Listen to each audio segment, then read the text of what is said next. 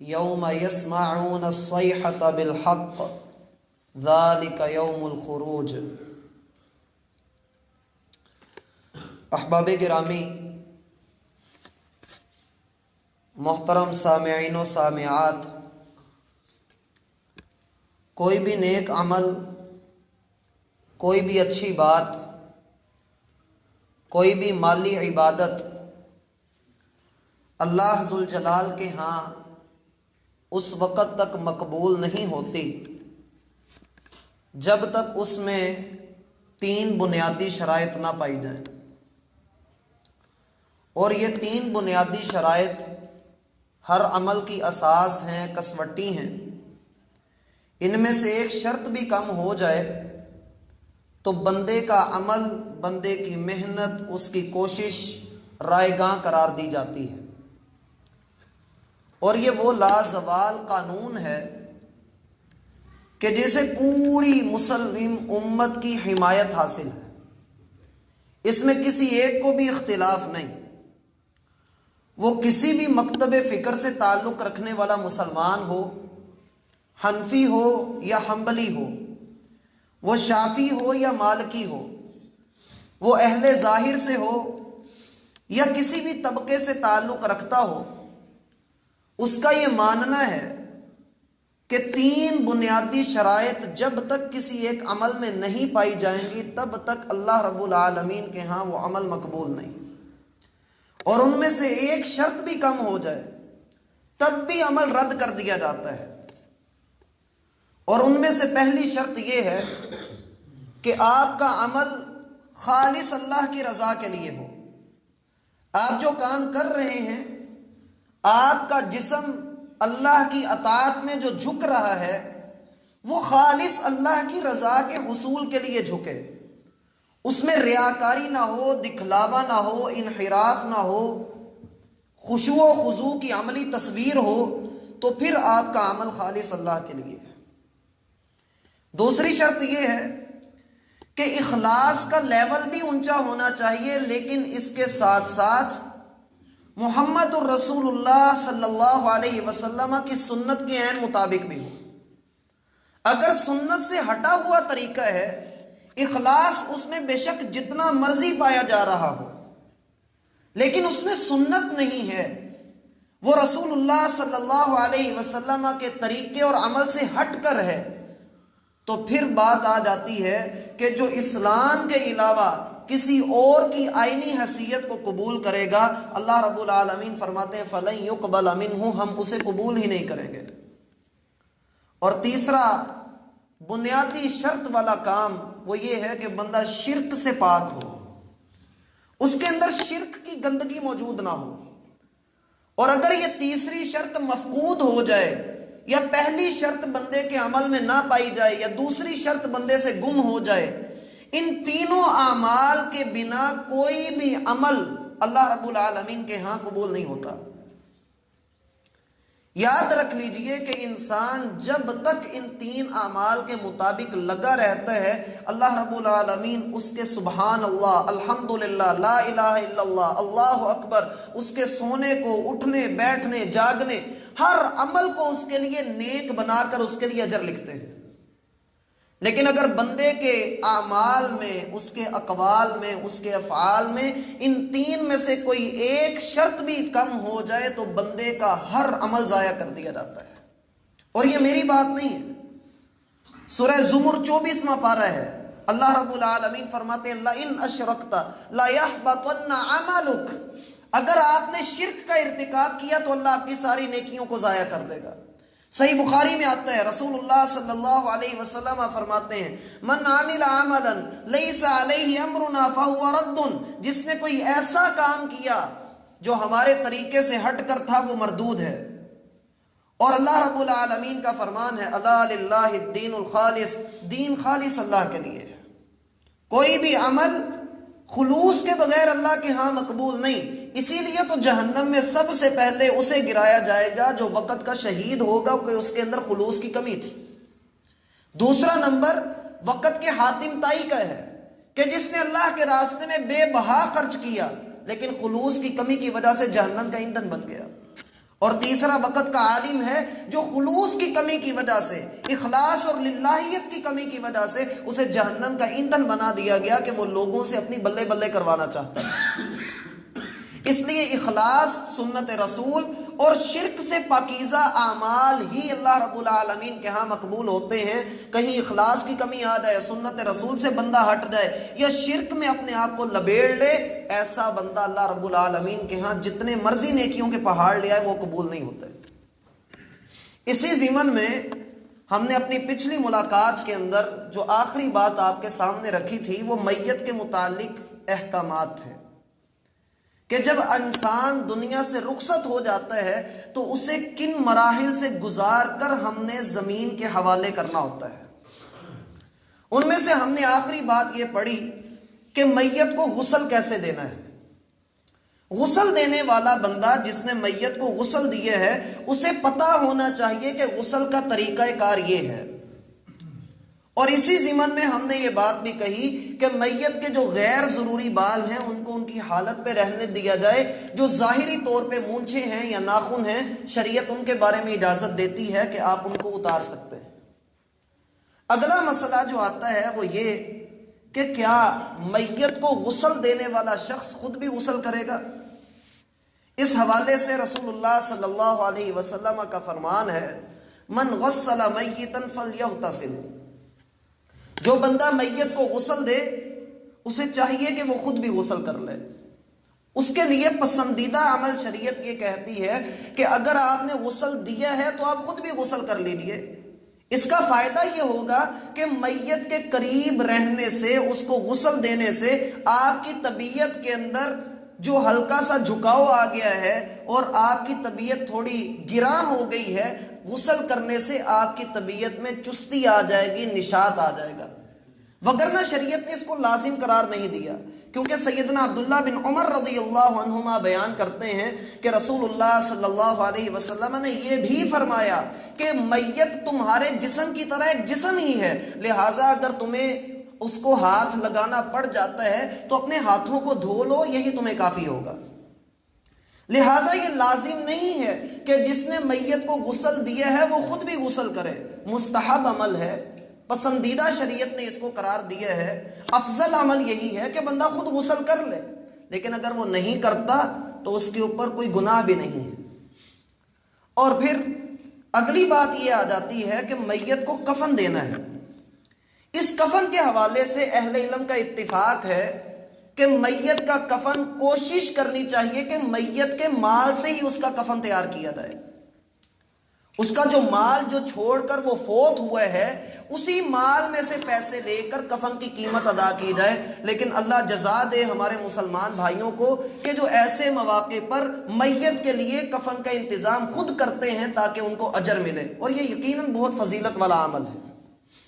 کسی کو کفن دینا یہ بہت اہم عمل ہے اور بہترین عمل ہے، اور رسول اللہ صلی اللہ علیہ وسلم نے کفن دینے کو لازم قرار دیا ہے۔ صحیح بخاری کے اندر آتا ہے کفنو، آپ ان کو کفن دیجئے۔ اب سوال یہ آ جاتا ہے کہ کفن کتنی چادروں میں ہونا چاہیے؟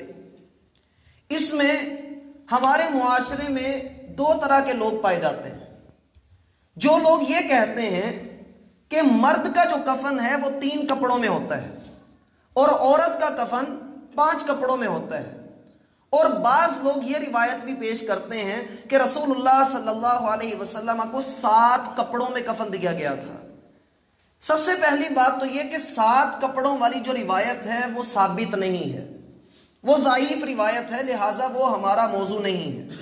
ہمارا موضوع یہ ہے کہ معاشرے کے اندر مرد کے لیے 3 اور عورت کے لیے جو 5 کپڑوں والی بات ہے اس کا دین میں کس حد تک ثبوت ملتا ہے۔ اس سے قبل میں آپ کے سامنے سیرت رسول سے کچھ واقعات رکھنا چاہتا ہوں جن سے آپ کو ان مسائل کو سمجھنے میں مدد ملے گی۔ سیدنا عبد الرحمن بن عوف رضی اللہ عنہ نے ایک دن روزہ رکھا تھا۔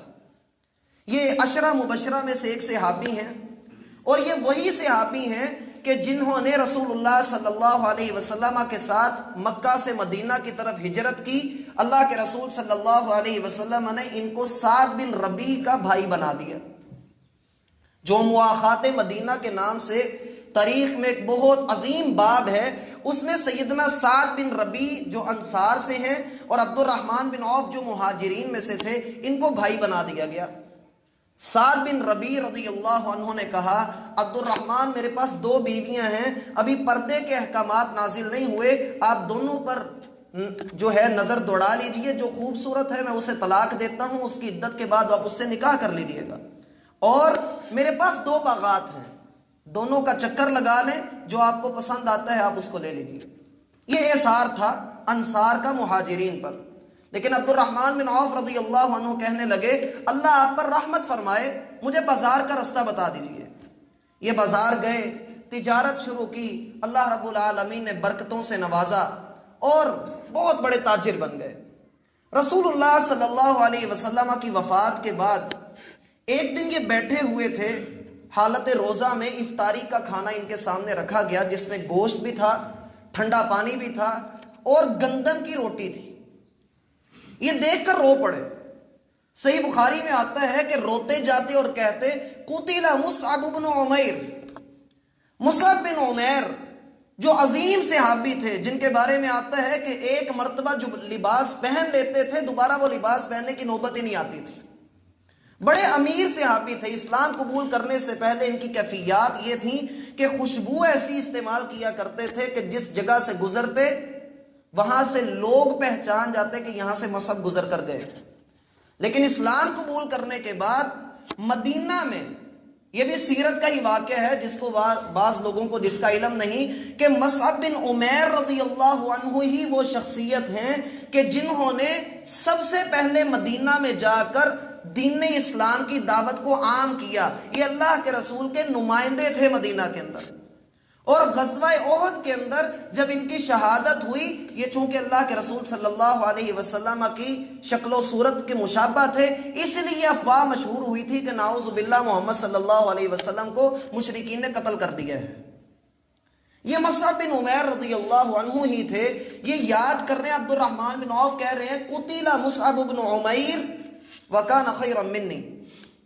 مصعب بن عمیر شہید کر دیے گئے اور وہ مجھ سے بڑے بہتر تھے، وہ مجھ سے بڑے بہتر تھے۔ کس اعتبار سے؟ اس اعتبار سے کہ جب ان کو کفن دیا جا رہا تھا تو اللہ کی قسم ان کی چادر اتنی چھوٹی تھی اور وہی ان کا مال تھا، صرف ایک چادر تھی۔ چادر اتنی چھوٹی تھی کہ اگر سر پر ڈالتے تو پاؤں ننگے ہو جاتے، پاؤں پر ڈالتے تو سر ننگا ہو جاتا۔ رسول اللہ صلی اللہ علیہ وسلم نے دیکھا تو روتے ہوئے آپ علیہ السلام نے ارشاد فرمایا، میں نے وہ وقت بھی دیکھا ہے کہ جب مصعب زرق برق قیمتی لباس پہن کر نکلا کرتا تھا، اللہ نے آج اس کو یہ مقام دیا ہے کہ یہ شہید ہوا ہے۔ پھر آپ علیہ السلام نے صحابہ سے کہا کہ اس کے قدموں والی سائیڈ پر گھاس ڈال دی جائے اور سر کو ڈھانپ دیا جائے۔ اور سیدنا عبد الرحمن بن عوف رضی اللہ عنہ کہتے ہیں کہ مجھے لگتا ہے کہ ہمارے ساتھیوں کو اللہ نے ان کا بدلہ عطا کر دیا، اور ہماری جو نیکیاں تھیں ان کا بدلہ ہمیں دنیا میں دیا جا رہا ہے۔ یہ اتنی نعمتیں ہمارے سامنے رکھ دی گئی ہیں، کچھ پتہ نہیں ہے کہ ہم جنت کے اندر جائیں گے بھی یا نہیں جائیں گے۔ حالانکہ یہ وہ صحابی ہیں کہ جن کو دنیا میں ہی بشارت دے دی گئی تھی کہ عبد الرحمن آپ نے جنت میں جانا ہے، اور رسول اللہ صلی اللہ علیہ وسلم فرماتے ہیں، رأیت عبد الرحمن ابن عوف لا يدخل الجنت الا حبوا، میں نے عبد الرحمن بن عوف کو دیکھا ہے کہ وہ جنت میں خوشی سے اچھلتا ہوا داخل ہو رہا ہے، لیکن ان کی فکر آخرت اتنی زیادہ تھی۔ اور یہ حدیث اس بات کی وضاحت کرتی ہے کہ اگر میت کا جسم ڈھانپنے کے لیے ایک چادر ہی میسر ہو تو اس میں بھی میت کو کفن دیا جا سکتا ہے۔ دوسری حدیث ہے، رسول اللہ صلی اللہ علیہ وسلم حج کے لیے نکلے تھے، حالت احرام میں ایک شخص کی وفات ہو گئی، وہ اپنے اونٹ سے نیچے گرا اور فوت ہو گیا۔ آپ علیہ السلام نے فرمایا، اسے احرام کی 2 چادروں میں ہی کفن دے دو اور اس کا سر نہ ڈھانپو، یہ کل قیامت والے دن جب اٹھے گا تو پھر یہ تلبیہ کہتا ہوا اٹھے گا۔ اس سے اہل علم استدلال کرتے ہیں کہ 2 چادروں میں بھی کفن دیا جا سکتا ہے۔ اور تیسری بات، صحیح بخاری میں آتا ہے، سیدہ عائشہ رضی اللہ عنہا بیان کرتی ہیں کہ رسول اللہ صلی اللہ علیہ وسلم کو 3 کپڑوں میں کفن دیا گیا، 3 کپڑوں میں۔ اور جو 3 کپڑے تھے وہ سوتی کپڑے تھے، ان میں نہ تو کوئی قمیض تھی نہ ان میں پگڑی تھی۔ یہ صحیح بخاری کے الفاظ ہیں کہ جس میں رسول اللہ صلی اللہ علیہ وسلم کے بارے میں فرماتے ہیں لیس فیہا قمیص ولا عمامہ، نہ تو اس میں کوئی قمیض تھی نہ اس میں پگڑی تھی۔ اب اس روایت کی بنیاد پر اہل علم نے کہا کہ بندے کو چاہیے کہ بندہ 3 کپڑے جو سنت میں شامل ہیں، بندہ 3 کپڑوں کا اہتمام کرے جس میں نہ قمیض ہو اور نہ ہی اس میں پگڑی ہو۔ اب اس میت کو دیکھا جائے تو میت چاہے مرد ہو چاہے عورت ہو، اس کے لیے شریعت نے کوئی اختلاف ذکر نہیں کیا کہ آپ عورت کو 5 کپڑوں میں دیں گے اور مرد کو 3 کپڑوں میں دیں گے۔ سنن ابو داود کی ایک روایت پیش کی جاتی ہے جس میں آتا ہے کہ عورت کو 5 کپڑوں میں کفن دینا ہے، لیکن وہ روایت 3 وجوہات کی بنا پر ضعیف ہے۔ وہ روایت 3 وجوہات کی بنا پر ضعیف ہے۔ وہ بحث انشاءاللہ ہم بعد میں کریں گے، فی الوقت یہ ذہن میں رکھ لیں کہ اس میں 3 راوی ایسے ہیں جن پر اہل علم نے کلام کیا ہے، اور اکثر اہل علم کا اتفاق ہے کہ یہ روایت ضعیف ہے، لہٰذا شریعت نے مرد اور عورت کے کفن میں کوئی بھی تبدیلی نہیں کی ہے، دونوں کا ایک جیسا کفن ہی ہوگا، اور اس میں نہ تو قمیض ہونی چاہیے اور نہ ہی اس میں پگڑی ہونی چاہیے۔ یہ ہمارے ہاں جو کفن ملتے ہیں جس میں سلائی ہوا کفن ہوتا ہے، اس سے پرہیز کرنا چاہیے، اور سنت کے مطابق ان سلی چادروں کے اندر بندے کو چاہیے کہ وہ اپنے مردوں کو کفن دے۔ اب کفن میں لپیٹنا کیسے ہے؟ لپیٹنا یہ ہے کہ آپ میت کو اٹھا کر جو 3 چادریں آپ نے بچھائی ہوئی ہیں، آپ میت کو پہلی چادر کے اوپر رکھ دیں اور دائیں کنارے کو بائیں طرف ڈال دیں اور بائیں کنارے کو دائیں طرف ڈال دیں، جیسے چادر کی بکل ماری جاتی ہے یوں کر کے۔ اس طریقے سے آپ میت کو کفن دیں، پھر دوسری چادر اور پھر تیسری چادر۔ یہ طریقہ کار ہے کفن دینے کا، اور عورت کے ساتھ بھی یہی معاملہ کیا جاتا ہے۔ اور اگر کوئی بندہ یہ کہے کہ عورت کو 5 کپڑوں میں ہی ہم نے کفن دینا ہے تو اس کا اپنا موقف ہو سکتا ہے، ہم ان کی رائے کا احترام کرتے ہیں کیونکہ روایت موجود ہے۔ بے شک وہ ضعیف روایت ہے، لیکن کئی لوگ جیسے ہمارے معاشرے کے اندر ایسا ہے تو کوئی بات نہیں، اگر کوئی 5 کپڑوں میں کفن دے رہا ہے تو اس کا اپنا عمل ہے، وگرنہ ہم واضح کر چکے کہ وہ روایت اپنی سند کے اعتبار سے رسول اللہ صلی اللہ علیہ وسلم سے ثابت نہیں ہے۔ اگلا عمل یہ ہے کہ جب آپ میت کو کفن دے چکیں تو کیا کفن کو یا میت کو خوشبو لگائی جا سکتی ہے؟ تو رسول اللہ صلی اللہ علیہ وسلم کا فرمان ہے اذا اجمرتم المیت فاجمروه ثلاثا، جب آپ میت کو خوشبو لگائیں، اس کو خوشبو کی کوئی دھونی دیں تو پھر آپ 3 مرتبہ اس کو دھونی دیں۔ کفن کو بھی دی جا سکتی ہے اور میت کے جسم کو بھی خوشبو وغیرہ لگائی جا سکتی ہے، اس میں کوئی حرج کی بات نہیں ہے۔ اگلی بات یہ آ جاتی ہے اور بڑی اہم بات ہے، اس کو پوائنٹ کو میں بعد میں ذکر کروں گا لیکن اس سے پہلے ایک واقعہ ذہن میں رکھ لیں۔ رسول اللہ صلی اللہ علیہ وسلم جب مدینہ میں گئے تو آپ علیہ السلام کو بہت سارے دشمنوں کا سامنا کرنا پڑا، جن میں یہود بھی واضح تھے، مشرکین مکہ بھی واضح تھے، ارد گرد کے قبائل بھی واضح تھے۔ جو سب سے خطرناک دشمن تھے وہ آستین کے سانپ منافقین تھے، کہ جنہوں نے اسلام کی جڑوں کو کاٹنے کے لیے دن رات سازشیں کی۔ ان کا سرغنہ عبداللہ بن ابی تھا۔ عبداللہ بن ابی یہ ایسا شخص تھا کہ اس نے اللہ کے رسول صلی اللہ علیہ وسلم کو تنگ کرنے میں کوئی کسر نہیں چھوڑی۔ وہ غزوہ احد کا موقع ہو، وہ غزوہ احزاب کا موقع ہو، وہ تبوک سے واپسی کا موقع ہو، اس نے ہر جگہ پر اللہ کے رسول صلی اللہ علیہ وسلم کو بڑا ہی تنگ کیا۔ جب اس کی وفات ہوئی رسول اللہ صلی اللہ علیہ وسلم کو خبر دی گئی، آپ علیہ السلام گئے۔ غور کیجئے گا، صحیح بخاری میں آتا ہے کہ آپ نے اپنی قمیض اتار کر اس کو بطور کفن کے لیے دے دی۔ کتنا خوش نصیبی ہے کسی انسان کی کہ اسے حضور صلی اللہ علیہ وسلم کی قمیض بطور کفن مل جائے۔ پھر آپ نے اپنا لعاب مبارک اس کے منہ میں ڈالا، پھر آپ نے اس کو دفن بھی کیا، نماز جنازہ بھی پڑھا دی۔ اللہ رب العالمین نے آیات نازل کی، اے محمد صلی اللہ علیہ وسلم ان تستغفر لهم او لا تستغفر لهم ان تستغفر لهم 70 مرة فَلَن يَغْفِرَ اللَّهُ لَهُمْ، آپ اس کے لیے استغفار کریں یا نہ کریں، آپ اس کی بخشش کی دعا مانگیں یا نہ مانگیں، حتیٰ کہ آپ 70 مرتبہ بھی اس کی بخشش کی دعا مانگیں گے تو اللہ اس کو معاف نہیں کرے گا۔ یہ اتنا بدبخت آدمی تھا، اس نے اسلام کو کتنا نقصان پہنچایا، آپ کو کتنا نقصان پہنچایا، لیکن ادھر رسول اللہ صلی اللہ علیہ وسلم کی اپنی امت کے لیے دیکھیے کہ آپ کتنی فکر کرتے ہیں کہ ایک ایسا شخص جو ساری زندگی جڑیں کاٹتا رہا، اسی کے ساتھ آپ کتنی وفا کر رہے ہیں۔ میرا بھائی، ہم نے تو ایسا کوئی جرم بھی نہیں کیا، پھر ہم کیوں بے وفائیاں کرتے ہیں؟ ہم کیوں اللہ کے رسول صلی اللہ علیہ وسلم کے طریقے سے ہٹ جاتے ہیں؟ اور پھر اسی چیز کو لیتے ہوئے اللہ رب العالمین نے منع کر دیا، وَلَا تُصَلِّ عَلَىٰ أَحَدٍ مِّنْهُمْ مَاتَ أَبَدًا وَلَا تَقُمْ عَلَىٰ قَبْرِهِ، اے محمد صلی اللہ علیہ وسلم، آج کے بعد کسی منافق کا جنازہ آپ نے ادا نہیں کرنا اور نہ ہی کبھی اس کی قبر پہ جانا ہے۔ اللہ کے رسول صلی اللہ علیہ وسلم کو منع کر دیا گیا۔ اس سے کیا پتہ لگتا ہے کہ کفن انسان کا جتنا مرضی قیمتی ہو جائے، انسان کو جتنی مرضی بڑی ہستی کا کفن مل جائے، اللہ کی قسم اگر اس کے اعمال ٹھیک نہیں ہیں تو پھر اس کی نجات بھی نہیں ہے۔ حضور صلی اللہ علیہ وسلم کا کفن ملا، قمیض اس کو مل گئی، لیکن پھر بھی اللہ رب العالمین نے فرمایا فَلَن يَغْفِرَ اللَّهُ لَهُمْ، اللہ اسے کبھی معاف ہی نہیں کرے گا۔ اس لیے میرا بھائی، اپنی زندگی کے اندر ان نیک اعمال کو لے کر آئیے جن کی بنا پر کل قیامت والے دن رسول اللہ صلی اللہ علیہ وسلم کی سفارش ملے گی۔ اب جب کفن دے دیا گیا، اس کے بعد اگلا مرحلہ آتا ہے جنازے کو لے کر چلنے کا۔ اس میں بھی ہم ٹھوکر کھا جاتے ہیں کہ ہم جنازے کو بڑی دیر تک مؤخر کر دیتے ہیں، کسی کا انتظار کر رہے ہوتے ہیں، کسی کو جو ہے ہم ویسے ہی کہہ رہے ہوتے ہیں کہ لوگ فلاں وقت میں اکٹھے ہو جائیں گے۔ تو یہ معاملہ انتہائی عجیب ہے، اس لیے کہ رسول اللہ صلی اللہ علیہ وسلم کا فرمان ہے اسرعوا بالجنازہ، جنازے میں جلدی کرنی چاہیے، میت کو قریب نہیں رکھنا چاہیے زیادہ دیر۔ اس کی وجہ کیا ہے؟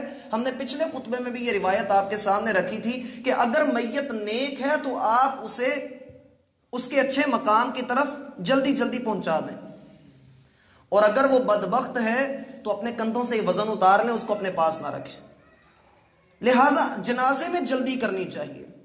اب جب جنازہ لے کر جانے لگتے ہیں تو کیا ہوتا ہے، بڑی ہی معذرت کے ساتھ میں اس مسئلے کی طرف اشارہ کرنے لگا ہوں، ہمارے عوام جب گھر کے اندر داخل ہوتے ہیں، مرد حضرات، ایک تو ہم نے یہ جو طریقہ اختیار کیا ہوا ہے کہ میت کو درمیان میں رکھ کے ارد گرد عورتیں بیٹھ کر نوحہ کر رہی ہوتی ہیں، رو رہی ہوتی ہیں، یہ طریقہ کار بھی درست نہیں ہے، اس سے پرہیز کرنا چاہیے۔ رونا آتا ہے، لیکن یہ جو طریقہ کار اختیار کیا گیا ہے اس سے ہمیں پرہیز کرنا ہے۔ میت کو جب اٹھانے کے لیے گھر میں داخل ہوتے ہیں تو ایک آواز لگائی جاتی ہے، کلمہ شہادت، اور پیچھے 4 بندے جو ہوتے ہیں وہ اونچی آواز میں کہتے ہیں اشہد ان لا الہ الا اللہ، اور پھر پورا کلمہ شہادت پڑھتے ہیں، اور پھر جو بندہ کندھا دینے کے لیے آگے آتا ہے وہ کہتا ہے کلمہ شہادت، پھر پورے پیچھے جو جنازے کے ساتھ لوگ چلتے ہوئے آ رہے ہوتے ہیں وہ پیچھے اس کے ساتھ اشہد ان لا الہ الا اللہ کہہ رہے ہوتے ہیں۔ میرا بھائی، پہلی بات، کلمہ شہادت کہا کسے جاتا ہے؟ شہادت کا معنی گواہی دینا۔ شہادت کا معنی کیا ہوتا ہے؟ گواہی دینا۔ ہم جب پڑھتے ہیں اشہد ان لا الہ الا اللہ تو اس کا ترجمہ کیا ہوگا؟ میں گواہی دیتا ہوں کہ اللہ کے سوا کوئی معبود برحق نہیں، میں گواہی دے رہا ہوں۔ اس کا میت کو کیا فائدہ ہو رہا ہے؟ دوسری بات کہ جب ہم کلمہ شہادت کہتے ہیں، در حقیقت یہ کلمہ شہادت نہیں ہے۔ رسول اللہ صلی اللہ علیہ وسلم ایک جگہ پر بیٹھے ہوئے تھے، ایک جنازہ گزرا، لوگوں نے اس کی تعریف بیان کی، لوگوں نے اس کے بارے میں اچھے کلمات بولے، آپ نے فرمایا واجبت، اس پر واجب ہو گئی ہے۔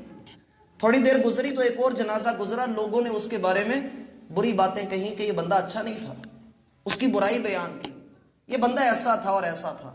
آپ علیہ الصلوۃ والسلام نے پھر فرمایا واجبت، اس پر واجب ہو گئی ہے۔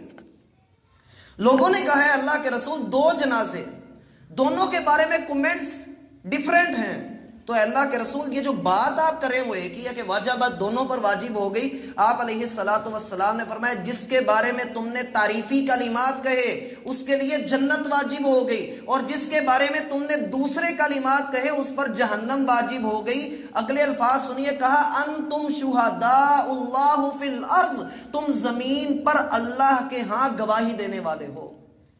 ہم میت کے بارے میں جو اچھا بولتے ہیں وہ اس کے حق میں کلمہ شہادت ہے. ہم میت کے بارے میں جو برا بولتے ہیں وہ اس کے بارے میں ہمارے کومنٹس ہیں جو لکھے جاتے ہیں. اسی لیے تو رسول اللہ صلی اللہ علیہ وسلم کا فرمان ہے فَإِنَّ الْمَلَائِكَةَ يُؤَمِّنُونَ عَلَى مَا تَقُولُونَ، فرشتے اس بات پر آمین کہتے ہیں جو تم اپنے منہوں سے نکال رہے ہوتے ہو کسی ایسے موقع پر. اور تیسری بات، رسول اللہ صلی اللہ علیہ وسلم نے منع کیا کہ جب آپ جنازے کے ساتھ چل کر جائیں تو آپ کی آواز بلند نہیں ہونی چاہیے. اور اسی طریقے سے صحابہ کرام کے بارے میں آتا ہے کان اصحاب رسول اللہ صلی اللہ علیہ وسلم یکرہون رفع الصوت عند الجنازہ. صحابہ کرام جنازے کے ساتھ آواز کو اونچا کرنا ناپسند سمجھا کرتے تھے. اور یہ موقع ایسا ہوتا ہے کہ اس میں آواز اونچی نہیں کرنی بلکہ اس میں غور اور تدبر کرنا ہے کہ یار آج اگر اس کو 4 بندے اٹھا کر لے کر جا رہے ہیں تو میں نے بھی ایک دن جانا ہے. یہ غور کرنے کا موقع ہوتا ہے، یہ کلمہ پڑھنے کا ہرگز موقع نہیں ہے. اور پھر اسی طریقے سے جو ہمارا معاشرہ ہمیں کچھ چادریں دے دیتا ہے جن کے اوپر 4 کل لکھے ہوئے ہوتے ہیں، یہ چادر ڈالنا بھی کیا اللہ کے رسول صلی اللہ علیہ وسلم کے یہ دور میں تھی؟ نہیں تھی. اس وقت تو میں نے ابھی ذکر کیا صحابہ کے لیے اتنا کپڑا نہیں تھا کہ پورا کفن مل جائے. تو اللہ کے رسول صلی اللہ علیہ وسلم نے اس کو لازم قرار نہیں دیا، اور نہ ہی یہ دینا اللہ کے رسول سے ثابت ہے. اور ابھی ہم پڑھ چکے کہ کوئی بھی عمل جو اللہ کے رسول سے طریقے سے ہٹ کر ہوگا اللہ کے ہاں مقبول نہیں ہے. اسے ایک صاف سمپل سی سادہ سی چادر کے ساتھ ڈھانپیے اور لے کر چلے جائیے، اور یہی طریقہ کار ہے. اب اگلا ایک مسئلہ آتا ہے کہ کیا جنازے کو دیکھ کر کھڑے ہو جانا چاہیے؟ واضح رہے کہ یہ حکم منسوخ ہو چکا ہے.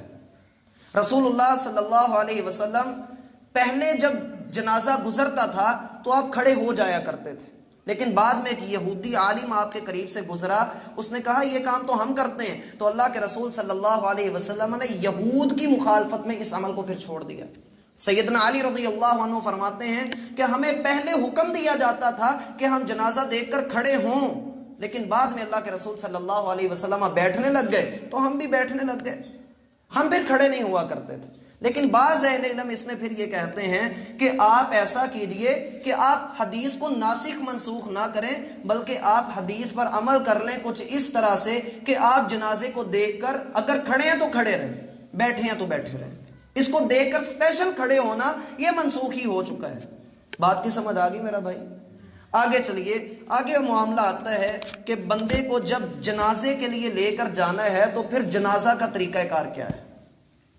اس میں یہ ہے کہ جب آپ مسجد کے اندر پہنچ جائیں یا جنازگاہ کے اندر پہنچ جائیں، دونوں جگہ درست ہے. جنازہ مسجد میں بھی ہو جاتا ہے اور جنازگاہ میں بھی ہو جاتا ہے، لیکن افضل یہ ہے کہ اسے جنازگاہ میں ادا کیا جائے، کیونکہ رسول اللہ صلی اللہ علیہ وسلم نے زیادہ تر جنازے جنازگاہ میں پڑھائے ہیں، اور کبھی کبھار آپ نے مسجد میں بھی جنازہ پڑھایا ہے، جیسا کہ سیدنا ابو بکر صدیق رضی اللہ عنہ کا، سیدنا عمر فاروق رضی اللہ عنہ کا، اور اسی طریقے سے رسول اللہ صلی اللہ علیہ وسلم نے سہل بن بیضاء ان کا اور ان کے بھائی کا سہیل، ان کا جنازہ مسجد نبوی کے اندر ہوا تھا. اسی ضمن میں یہ بات بھی ذہن میں رکھ لیں کہ کیا خواتین بھی جنازے میں شرکت کر سکتی ہیں؟ تو وہ کر سکتی ہیں. رسول اللہ صلی اللہ علیہ وسلم نے اس بات سے منع کیا کہ خاتون جنازے کے ساتھ چل کر جائے، لیکن اس بات سے منع نہیں کیا کہ وہ جنازہ نہ پڑھے. سیدہ عائشہ رضی اللہ عنہ بیان کرتی ہیں کہ ہم نے عثمان بن مظعون رضی اللہ عنہ کا جنازہ رسول اللہ صلی اللہ علیہ وسلم کی اقتداء میں مسجد نبوی کے اندر ادا کیا. تو اگر کوئی خاتون مسجد کے اندر موجود ہو اور وہ جنازے کے ساتھ شامل ہو جائے تو اس پر کوئی گناہ نہیں بلکہ اجر والی بات ہے. اور پھر یہ بات کہ جو بندہ جنازہ ادا کرتا ہے، رسول اللہ صلی اللہ علیہ وسلم کا فرمان ہے کہ اسے 1 قرات اجر دیا جاتا ہے، اور جو دفن کرنے تک ساتھ رہتا ہے اسے 2 قرات اجر دیا جاتا ہے۔ پوچھا گیا اللہ کے رسول قرات کتنے؟ فرمایا مثل جبل احد، احد پہاڑ کے برابر 1 قرات ہوتا ہے۔ اللہ اتنا اجر بندے کو ادا کرتے ہیں، اور اسی لیے یہ مسلمان کا حق بھی ہے کہ جب آپ کا کوئی مسلمان بھائی فوت ہو تو آپ اس کے جنازے میں شرکت کریں اخلاص کے ساتھ کہ میں نے اپنے بھائی کی مغفرت کی دعا کرنی ہے۔ جب امام جنازے کو رکھ دیا جائے جنازے کو، تو امام پر لازم ہے کہ امام میت کے، اگر میت مرد ہے، یہ مسئلہ بھی سمجھ لیجیے، اگر میت مرد ہے تو امام میت کے سر کے پاس کھڑا ہوگا، اور اگر میت عورت ہے تو امام میت کے سینٹر میں کھڑا ہوگا۔ یہ رسول اللہ صلی اللہ علیہ وسلم کی سنت ہے، اور اس پر بہت ساری روایات ہیں۔ اگلی بات آتی ہے کہ جب جنازہ کھڑا ہو اور عوام جو ہے وہ پیچھے ہو تو پھر صفیں کتنی بنانی چاہیے؟ اس مسئلے میں بھی ہمارا معاشرہ یہ کہتا ہے کہ طاق صفیں ہونی چاہیے، ہمارا معاشرہ یہ کہتا ہے کہ صفیں طاق ہونی چاہیے۔ یہ ایک مستحب عمل ہے، ہونی بھی چاہیے، لیکن اگر جفت صفیں ہو جائیں تو اس میں بھی کوئی مذائقے والی بات نہیں ہے۔ رسول اللہ صلی اللہ علیہ وسلم نے جب نجاشی کا جنازہ پڑھایا تھا جو حبشہ کا حکمران تھا، تو اس پر صحیح مسلم کے اندر آتا ہے فصفنا صفین، ہم نے اس جنازے کے پیچھے 2 صفیں بنائیں۔ صحابہ کہتے ہیں ہم نے 2 صفوں میں نجاشی کا جنازہ ادا کیا۔ تو اگر طاق صفیں ہو جائیں تو ہمارا معاشرہ جو ہے وہ اس کو اچھا سمجھتا ہے، وگرنہ شریعت نے اس کو لازم قرار نہیں دیا۔ پھر اگلا مسئلہ آتا ہے جنازے کی تکبیرات کتنی کہنی چاہیے۔ ہو سکتا ہے یہ مسئلہ آپ کے لیے نیا ہو، لیکن بطور علم آپ کے سامنے رکھ رہا ہوں۔ جنازے کی کم از کم تکبیرات 4 ہیں جو آج کل کہی جاتی ہیں، اور زیادہ سے زیادہ رسول اللہ صلی اللہ علیہ وسلم نے 9 تکبیرات تک بھی جنازہ پڑھایا ہے۔ سیدنا حمزہ رضی اللہ عنہ جو اللہ کے رسول کے چچا ہیں، سید الشہداء، ان پر جنازہ آپ علیہ الصلوۃ والسلام نے پڑھا اور 9 تکبیرات کہیں۔ بقایا تکبیرات کے بعد آپ کیا کہتے تھے؟ دعائیں کرتے تھے۔ جو باقی تکبیرات ہیں زائد تکبیرات، اس کے بعد آپ دعائیں کرتے تھے۔ جنازہ ادا کیسے کرنا ہے؟ جنازہ ادا کرنے کے لیے سب سے پہلے تو بورڈ پر لکھا ہوتا ہے کہ نیت کے یہ الفاظ ہیں۔ یہ نیت زبان سے کرنا کسی بھی مسلک میں ذمہ داری سے بات کر رہا ہوں، زبان سے نیت کرنا کسی بھی مسلک میں ثابت نہیں، کسی بھی مسلک نے اس کو لازمی قرار دیا ہی نہیں۔ وہ احناف ہوں، وہ شوافے ہوں، مالکیاں ہوں یا حنابلہ ہوں، کسی نے بھی اس کو زبان سے کہنے کو لازم قرار ہی نہیں دیا، کیونکہ نیت جو ہے وہ دل کے اندر ہوتی ہے۔ جنازے کے لیے جب آپ آ گئے تو پھر اللہ اکبر کہہ کر تعوذ اور تسمیہ پڑھیں گے اور سورۃ الفاتحہ کی قرات کریں گے۔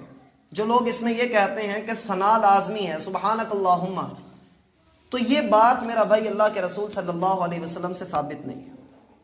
جنازے میں ثنا پڑھنا اللہ کے رسول سے ثابت نہیں ہے۔ کیوں؟ اس لیے کہ ثنا اللہ کے رسول نے ان نمازوں میں پڑھی ہیں جن میں رکوع اور سجدہ آتا ہے، جبکہ جنازے میں رکوع اور سجدہ نہیں ہوتا۔